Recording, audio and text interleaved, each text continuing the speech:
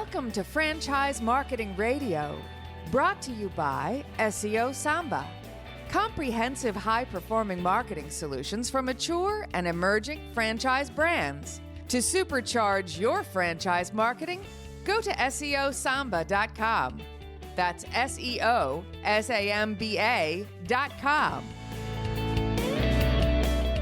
Lee Cantor here, another episode of Franchise Marketing Radio, and this is going to be a good one.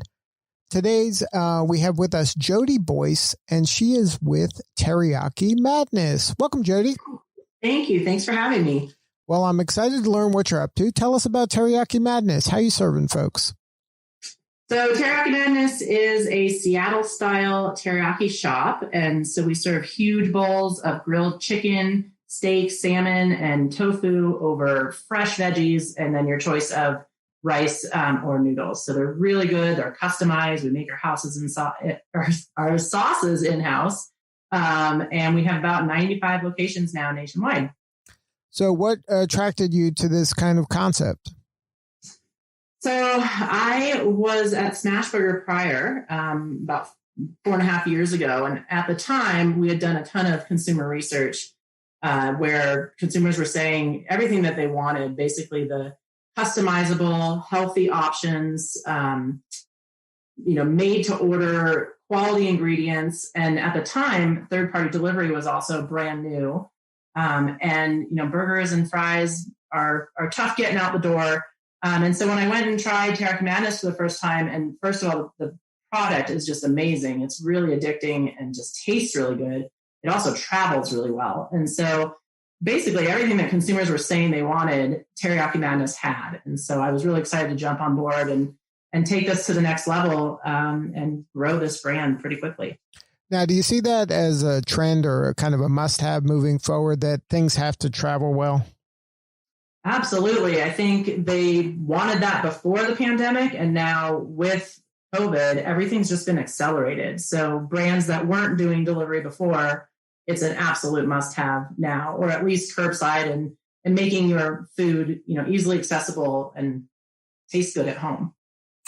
So now, how has the pandemic impacted the restaurants we have right now? Were they able to kind of sustain themselves during this?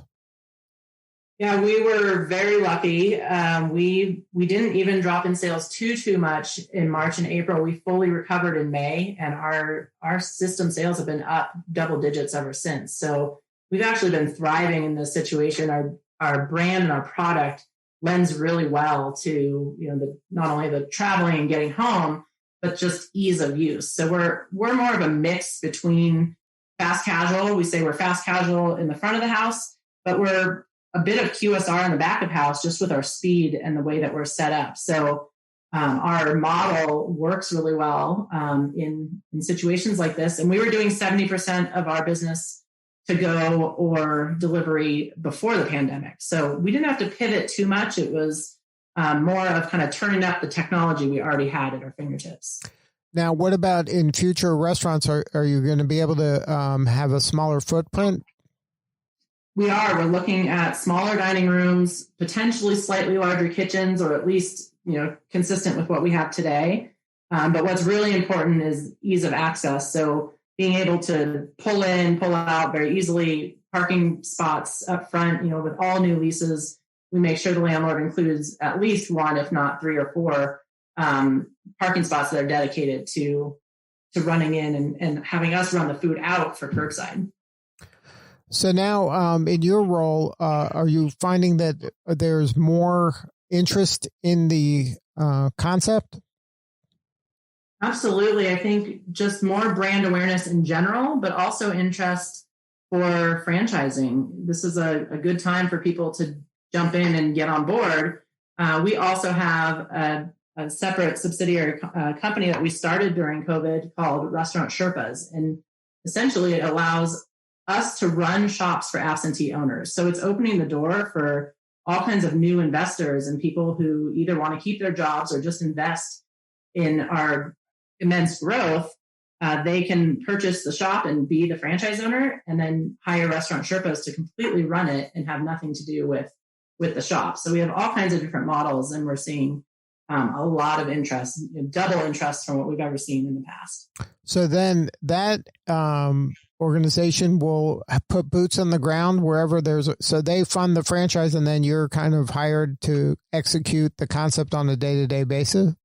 Exactly. And we'll take it as far as they want, or if they want to be involved a little bit, they can, but we'll do everything from finding the real estate and doing construction to doing the marketing and running the shop. If the franchisee wants to have some hand in that, they can. But it's really working out. And we already have 10 locations that are run by Restaurant Sherpas today. So it's working out pretty well. Yeah, that sounds like a very innovative concept. Yeah, our CEO came up with it about a year ago, and we said, well, that's a crazy idea. And then we said, let's do it. Let's try it. There's a huge need for that. And there's a lot of people out there who want to own a restaurant for the investment of it and don't want to run it. So it is really unique. We're the only ones doing it right now, and it's exciting. Now, are the restaurants kind of self-standing, or are they part of a strip mall? Like, where are they typically located? Yeah, most of ours are in strip malls. We don't need drive-through locations necessarily or end caps, but we do want to be extremely accessible and visible. So looking for locations that are, on busy streets. We do really well in kind of medium, small towns. And we have several in larger towns as well. So accessibility is really key with third-party delivery and curbside. Our curbside program, our vision for that is to be faster than a drive-through. So we want someone to be able to pull up. We have an I'm Here button in our app that they can click, and we run the food out in less than a minute. Now, what does a potential franchisee look like? Do you have a profile? Is this somebody that is adding Teriyaki Madness as a complimentary restaurant to a portfolio they already have, or are they kind of, first-time franchisees? Yeah, we have a pretty wide range. We have a lot of franchisees who this is their life and their business, and they own and operate. Some who have never had restaurant experience before. So we do pride ourselves in the systems and processes we have. And as long as a franchisee can follow those, they can be successful. We also are attracting a lot of the larger franchisees now who do want to complete their portfolio and have several other brands and want to open 10 to 15 or 30 locations. So it really does have a wide range. And now with Restaurant Sherpas, that's a whole new segment that is pure investors and people who want potentially nothing to do with the restaurant. They're looking for the investment. And then are you all national right now, or are you starting out in one region and expanding out from there? No, we are national. So we definitely have pockets in markets. We started in Las Vegas, so we have a cluster of 16 there. But we are national. We're actually international. We have 2 in Mexico, and then we're opening 2 this year in Canada. So we are all over. Now, is there an area of the country that you're looking to go into in 2021? Well, Canada will be new for us, so that will be interesting. And teriyaki, there are some teriyaki concepts up there, so it'll be really interesting to go into a market where people do know of teriyaki a little bit more maybe than they do in Middle America or even the East Coast, since teriyaki really started on the West Coast, Americanized teriyaki. We'll go anywhere that a franchisee would like to go, and we have our real estate team and our team of experts who will look at the site and look at the market and decide is that the best place? But we'll go anywhere someone is willing to be that looks like it fits our model.